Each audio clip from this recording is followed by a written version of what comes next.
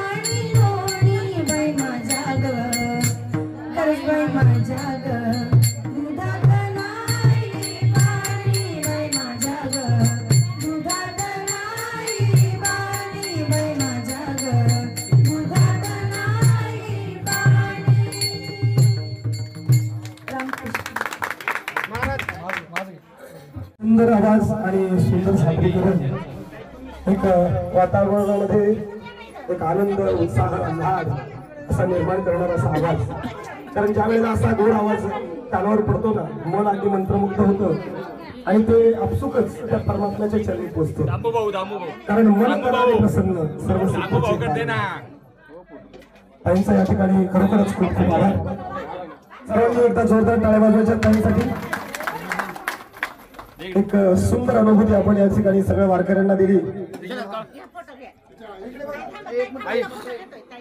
इकडे बघा बघा, इकडे ताई इकडे त्यांच्याकडे तिकडे तिकडे धन्यवाद ताई. माजी जिल्हा परिषद अध्यक्ष देवरामजी लांडे साहेब, तसेच आमचे मित्र अमोलजी देवरामजी लांडे साहेब, त्यांच्या सौभाग्यवती माहीताई लांडे, ज्या केवाडीच्या लोकनियुक्त सरपंच आहेत. त्याचसोबत आता जे झडपीचे आरक्षण लागलेले आहे, तर जे बारो बोडकेनगर किंवा पाडळी, आपलं पिंपळगाव, सिद्धनाथ, गोदरे या गटातून भावी इच्छुक उमेदवार आहेत. इच्छुक म्हणजे फिक्स आहेतच ते. सो त्यांचं म्हणजे पॉलिटिकली पण आहेत, त्याचबरोबर ते आता मी त्यांचं उत्कृष्ट असं प्रथम गवळण गीत सादर पाहिजे, म्हणजे सर्व गुण संपन्न आहेत ते. आवाज पण अति उत्कृष्ट असा आहे.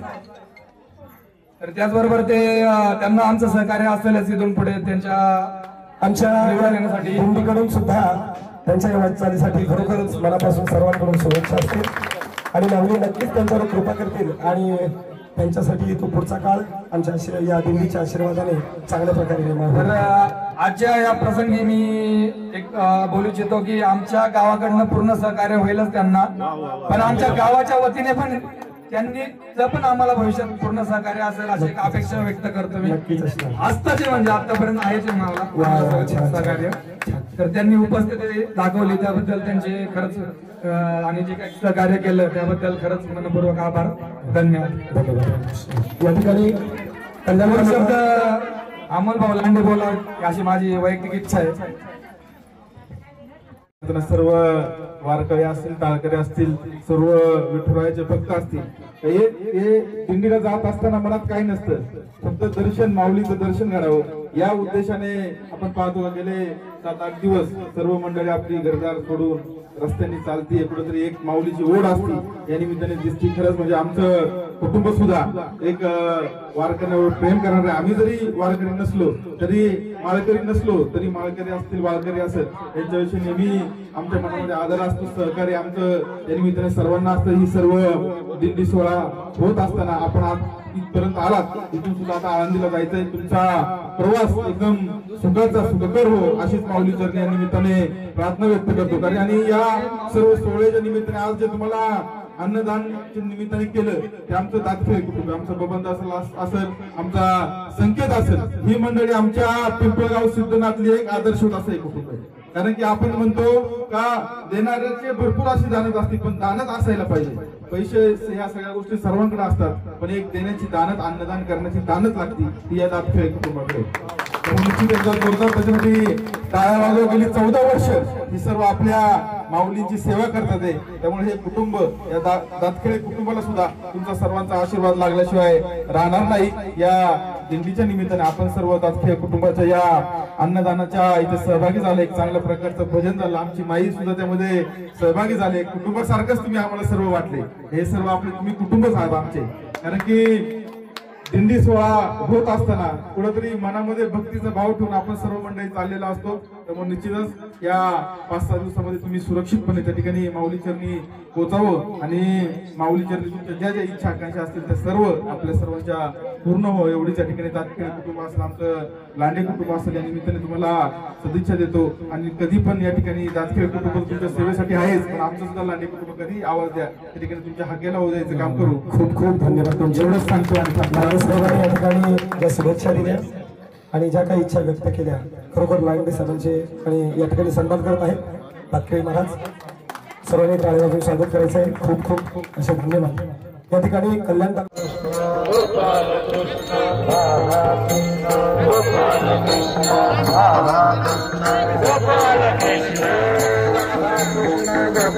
Krishna